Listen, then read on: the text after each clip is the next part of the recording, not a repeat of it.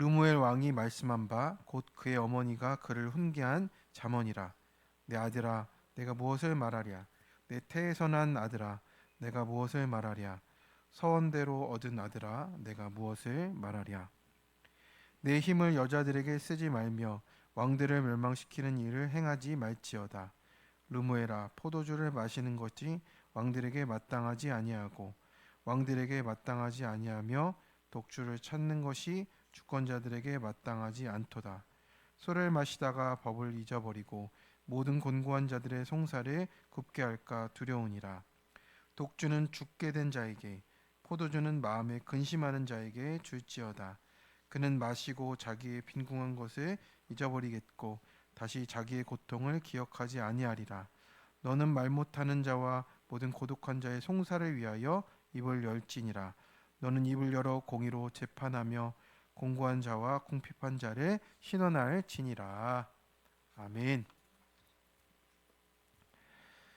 네, 우리는 네, 이제 잠언의 마지막 장에 들어섰습니다.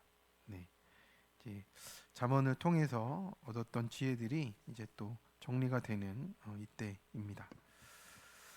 그래서 잠언 31장을 우리가 보면 현숙한 여인에 대한 내용을 잘 알고 있습니다. 그래서 그 내용은 잘 알고 있지만 이 앞에 부분은 또 익숙하진 않아요. 그래서 오늘 이 말씀을 보면서 하나님이 그 르무엘 왕이라는 사람에게 준 말씀인데 그게 어떤 뜻인지 그리고 우리가 우리에게 어떻게 나에게 적용할지를 또 생각해보는 묵상의 시간이 됐으면 좋겠습니다.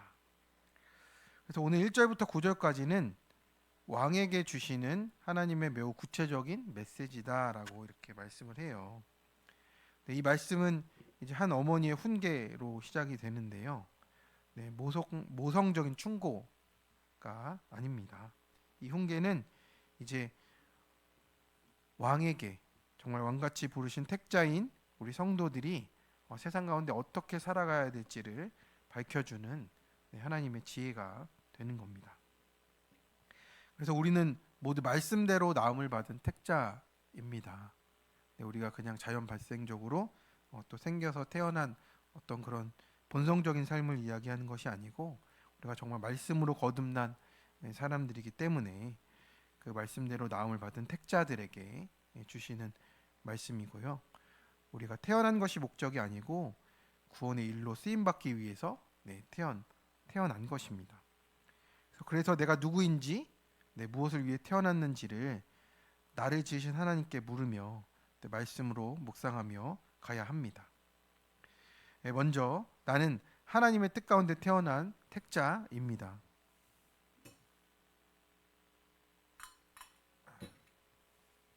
우리 1절과 2절인데요. 르무엘 왕이 말씀한 바 곧 그의 어머니가 그를 훈계한 잠언이라. 내 아들아, 내가 무엇을 말하랴? 내 태에서 난 아들아, 내가 무엇을 말하랴? 서원대로 얻은 아들아, 내가 무엇을 말하랴? 그래서 오늘 본문에서 르무엘 왕이라는 한 인물이 등장해요. 이 이름의 뜻이 무엇일까요? 어제도 저희가 이름 뜻 가지고 계속 많이 얘기했잖아요. 그렇죠. 기억이 나시나요? 그 아굴이었죠. 아굴. 아굴이 또 태어났는데 그 아굴이 지혜를 모으는 사람이었지만 약의 아들이죠. 약의 아들 아굴인데 그것처럼 이 이름에도 또 비밀이 숨어 있어요. 그래서 이 이름의 뜻이 무엇이냐면 르무엘 왕은 하나님께 속한 자란 뜻이에요. 그러니까 이 르무엘 왕이 실존했다 이런 얘기보다는 이 르무엘 왕의 이름을 통해서 우리에게 전해주는 겁니다. 하나님께 속한 자는 이렇게 살아가는 거야. 하나님께 속한 왕은 이렇게 나라를 다스리는 거야 라고 말씀을 하는 겁니다. 자기한테도 하는 말이겠죠. 솔로몬이 르무엘 왕 하면서 나도 하나님께 속한 왕이 되어야 한다라는 뜻입니다. 자, 그래서 오늘 우리 수요 저녁에도 왕에 대한 얘기를 할 거예요. 저도 이렇게 말씀을 찾다 보니 이렇게 연결하면 좋겠다 해서 수요 저녁에도 왕에 대한 얘기를 합니다. 그래서 궁금하시죠? 네. 궁금하면 오시는 걸로 해주시기 바랍니다. 그래서 그 이름만으로도 이 르무엘 왕은 하나님과의 관계 속에서 불려진 자다라는 겁니다. 그리고 그에게 말하는 이가 누구예요? 그의 어머니, 믿음의 어머니, 말씀의 어머니라고 할 수 있습니다. 그래서 이 어머니는 단순히 자식에게 인생의 교훈을 주려는 게 아니고 서원대로 얻은 아들, 한나가 서원으로 낳은 사무엘처럼 하나님 앞에 기도로 얻은 아들입니다. 그래서 그 사명을 위해서 낳은 자라고 하는 것이죠. 그래서 하나님이 그 이제 구약에서 꼭 자녀를 낳게 할 때 기도를 시키시다고요. 그렇게 기도를 시켜서 애를 낳게 해요. 왜냐하면 하나님이 주셨다는 그 고백이 되도록 하는 것 같아요. 왜냐하면 내가 그냥 낳은 아들은 내가 낳지 이렇게 생각하는 우리 그 생각이 있는데, 하나님은 처음부터 제일 초장부터 그 싹을 딱 자르시더라고요. 아브라함은 어떤 말씀으로 불렀죠? 내 자손이 바다의 모래같이 말 것이다 이렇게 많이 했는데 아들 하나를 못 낳을 거예요. 아브라함. 이스마엘을 낳는데 이스마엘은 또 너의 적자가 아니다 또 그러시고, 그래서 또 기다렸더니 99세가 될 때까지 아들을 못 낳아요. 75세에 불렀는데 99세까지 그 아들을 못 낳아요. 24년 동안 아들을 안 주시는 하나님, 기도하고 또 이삭도 그러잖아요. 이삭도 결혼하는데 알을 못 낳습니다. 그러니까 또 기도시키시고 그런 거예요. 또 야곱도 어때요? 라헬에게서 아들을 얻고 싶은데 그 시간이 오래 걸려요. 그래서 하나님은 하나님이 하신다라는 걸 우리 가운데 보여주시는 것 같습니다. 그래서 이 믿음의 어머니가 그 서원대로 낳은 아들에게 무엇이라고 얘기합니까? 3번이나 강조해요. 내가 무엇을 말하랴, 무엇을 말하랴, 무엇을 말하랴. 너는 서원대로 낳은 아들이라는 걸 강조하는 거잖아요. 그래서 하나님의 목적 가운데, 하나님의 뜻 가운데 태어난 자다라고 하나님의 언약을 기억하라고 말씀을 하고 있는 겁니다. 그렇게 양육을 하는 겁니다. 우리 성도님들도 태어난 다음에 살아오다가 하나님을 만나셨잖아요. 근데 우리도 분명히 하나님의 택함을 받은 존재라는 겁니다. 우리가 그냥 태어나서 세상 목적에 흘러 떠내려가는 존재가 아니에요. 불교에서 말하듯이 천상천하 유아 독존 이것도 아니에요. 혼자 어떻게 하겠어요. 정말 그 하나님의 뜻과 목적대로 우리가 부르심 받아서 살아가야 되는데 자기 스스로 존재한다 하니 얼마나 허무한 존재가 되겠습니까? 그런데 우리는 그런 흘러 떠내려가는 목적 없는 존재가 아닙니다. 택자는 태어나는 순간부터 하나님과 관계된 존재고요. 택하시고 부르셔서 그 목적과 계획에 따라서 이끌어 가십니다. 구원으로 이끌어 가시는 거예요. 그래서 오늘 나오는 르무엘 왕, 곧 하나님께 속한 자가 바로 우리 자신이라고 말씀하는 겁니다. 하나님의 지혜, 왕의 지혜에 순종하며 가고 있으니 우리 삶을 통해서 왕의 통치가 나타나는 거예요. 우리 옆에 있는 분에게 당신은 왕으로 부르심 받았어요. 한번 얘기해 주세요. 앞뒤적으로. 왕으로 부르심을 받았습니다. 왕인데 없긴 해요. 근데 또 한편으로 우리가 싱크할 게 뭡니까? 우리가 키우는 자녀도 또한 하나님께 속한 자로 양육해야 된다라는 겁니다. 서원대로 얻은 아들이란 표현처럼 우리가 기도와 말씀 속에 신앙의 고백으로 양육을 해야 되는 거예요. 그냥 너 태어났으니 잘 먹고 잘 살아야 되니까 공부 열심히 해가지고 너 나중에 잘 돼야 돼 라는 이 세상의 방식이 아니고, 자녀가 내 것이 아니고 하나님이 주셨기 때문에 기도와 말씀으로 신앙의 고백으로 키우라고 말씀하고 있는 겁니다. 그래서 우리가 그 세상의 기준과 성공이 아니고 그 하나님의 뜻으로 나와 또 우리 자녀를 해석하며 갈 때 우리의 가정이 회복되어지기 시작한다라는 것이죠. 저도 그래서 우리 아들을 키울 때 저도 그 회개가 정말 되는 것 같습니다. 저도 왜 큐티하라고 하냐면요.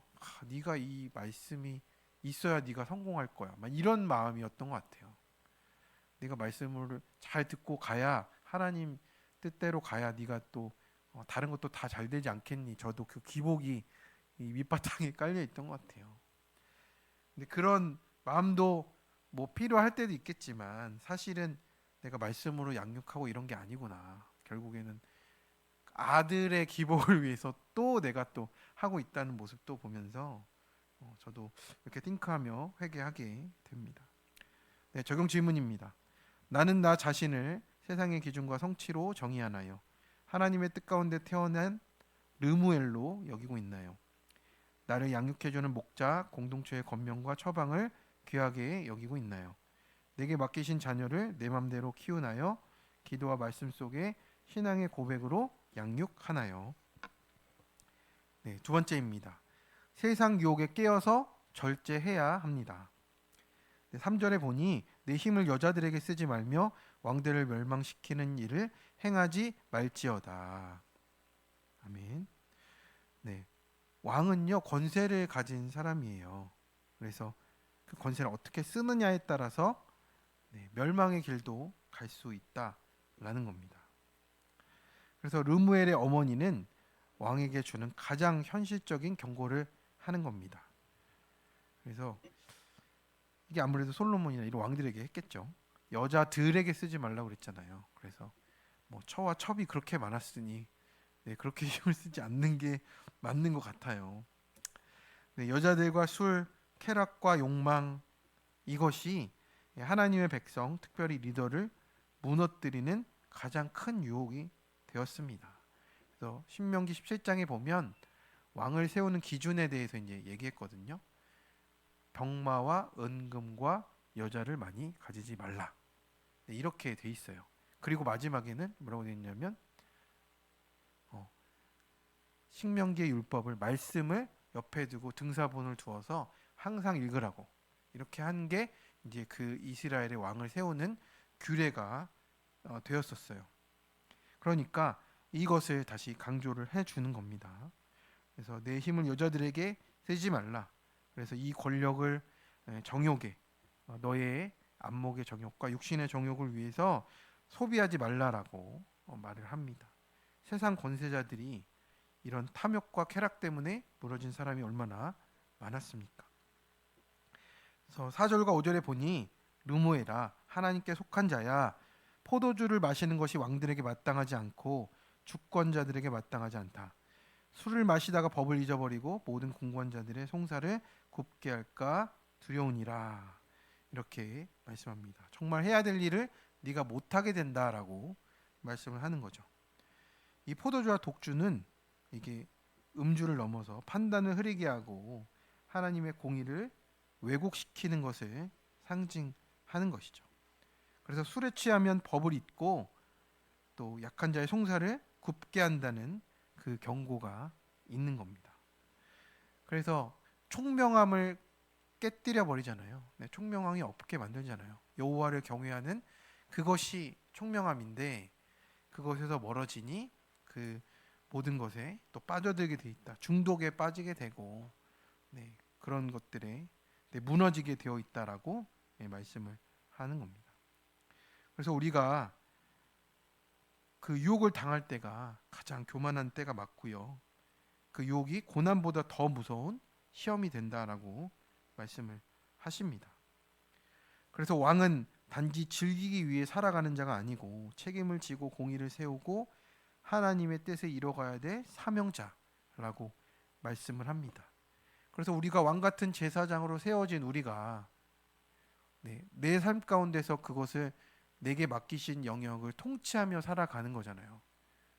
아내로서 또 남편으로서 우리가 또 그 맡겨진 직분 속에서 또 아니면 세상의 그 회사 속에서도 내게 맡겨진 직분을 감당할 때 책임을 지고 공의를 세우고 또 하나님의 뜻을 이루는 그 구원의 뜻을 이루는 사명 가운데 세워져 있다라고 말씀하고 있는 겁니다. 그래서 절제는 어떤 겁니까? 선택 과목이 아니고요. 네. 사명을 감당하는 우리에게는 필수 전공입니다. 네, 우리 옆에 앞뒤로 좌우로 네, 필수 전공 잘하고 계신가요? 한번. 네, 필수 전공 필수 전공입니다. 네, 네, 그래야 우리가 깨어 있을 수 있고 네, 절제할 수 있습니다. 네, 적용 질문입니다. 나는 무엇에 가장 쉽게 마음을 뺏기고 절제하지 못합니까? 그 결과가 내 삶에 속한 공동체에 또 가정에 어떤 영향을 미치나요? 절제 열매를 맺기 위한 나의 적용과 공동체에 도움을 구할 것은 무엇인가요? 네, 세 번째입니다. 구원을 위해 말하고 신원해야 합니다. 6절과 7절에 보니까 독주는 죽게 된 자에게 포도주는 마음에 근심하는 자에게 줄지어다. 그는 마시고 자기의 빈곤한 것을 잊어버리겠고 다시 자기의 고통을 기억하지 아니하리라. 이렇게 말씀해요. 그래서 6절과 7절은 음주를 권장하는 게 아닙니다. 네, 음주를 권장하는 게 아니고요. 정말 이 말씀 이 5절과 연결해서 보면 어떻습니까? 그 술은 네가 먹고 마시고 즐기는 데 쓰는 게 아니고 진짜 그 약처럼 필요한 사람한테 그렇게 쓰는 거야라고 얘기를 하는 것 같아요. 그래서 이 말씀은 왕에게 마땅한 사명이 뭔지, 술과 위로를 삼아야 할 대상이 누군지를 얘기하고 있는 겁니다.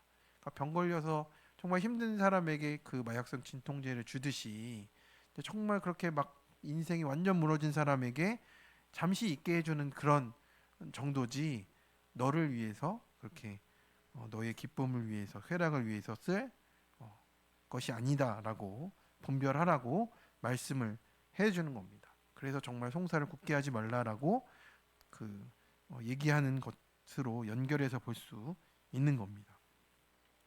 그래서 8절과 9절에 보니 무엇이라고 하면 너는 말 못하는 자와 모든 고독한 자의 송사를 위해서 입을 열지니라.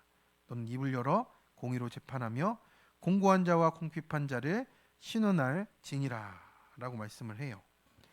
그래서 왕의 사명은 어떤 것입니까? 단순한 통치가 아니고 신원의 사명이라는 것이죠.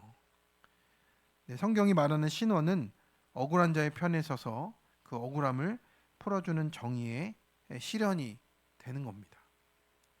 네, 누구를 위해서 입을 열고 누구를 위해서 신원해 주라 하십니까? 말 못하는 자, 고독한 자, 곤고한 자, 궁핍한 자입니다. 스스로 자신을 방어하고 지킬 수 없는 자들이에요. 근데 우리는 택자로 부르심을 받았습니다. 그런데 택하심을 받은 이유가 나만 살리고자 하는 것은 아니에요. 베드로전서 2장 9절에 뭐라고 말씀합니까? 그러나 너희는 택하신 족속이요 왕 같은 제사장들이요 거룩한 나라요 그의 소유가 된 백성이니 이는 너희를 어두운 데서 불러내어 그의 기이한 빛에 들어가게 하신 이에 아름다운 덕을 선포하게 하려 하심이라. 아멘. 우리는 누구라고 말씀하고 있습니까? 왕 같은 제사장이라고 말씀합니다. 제사장은 어떤 역할이죠? 하나님과 사람 사이에 중보로 서 있는 역할을 감당하는 것입니다. 예수님이 우리의 중보가 되셨지만 우리도 이 제사장으로서의 삶을 어떻게 살아가야 하는지를 말씀해 주는 겁니다. 중보로 서서 그 사람들을 위한 우리가 신원하는 일을 또 감당하라고 하시는 것입니다. 그래서 우리가 왕 같은 제사장으로 부름을 받아서 우리가 입을 다물면 어떻게 됩니까? 억울한 자, 또 말 못하는 자, 고독한 자, 곤고한 자, 궁핍한 자가 끝까지 억울한 채로 남는 것입니다. 그렇기 때문에 우리가 해야 될 사명이 무엇이에요? 택자로 구원받은 우리가 그들을 채우라고 또 구원을 위해서 입을 열고 그의 아름다운 덕을 위해서 선포하며 신원하는 일을 감당하라고 말씀하고 있는 겁니다. 그래서 우리가 만나게 되는 지체들이 어떻습니까? 사실은 그리고 만나고 싶은 지체가 누굽니까? 정말 우리 교회에 와서 말 못하는 분들, 또 고독한 분들, 또 공고한 분들, 궁핍한 분들이 와야 하는 교회가 되는 겁니다. 그게 우리의 입맛대로 성도들이 오면 좋겠지만 입맛대로 오지 않아요. 그 일을 우리가 감당하라고 하나님 불러주고 계십니다. 그래서 우리가 입을 다물고 있는 것, 또 해야 할 때 하지 않는 것이 우리가 하나님의 사명을 회피하는 것으로 보여집니다. 그래서 하나님 말씀을 받은 우리, 또 택자로 또 부르심 받아서 왕 같은 제사장으로 또 세우시고 쓰기를 원하시는 그 하나님의 계획과 뜻을 바라보면서 우리 택자에게 주신 사명으로 살아가시는 우리 부르신 교회 모든 성도님들 되시길 축원합니다. 네, 적용 질문입니다. 내 입은 누구를 위해 무엇을 위해서 열리고 있습니까? 자기 의와 이익 때문인가요? 구원 때문인가요? 지금 내 주변에서 말 못하는 자, 억울한 자, 고통받는 자는 누구입니까? 그들을 위해 오늘 내가 해야 될 적용은 무엇입니까? 함께 기도하겠습니다.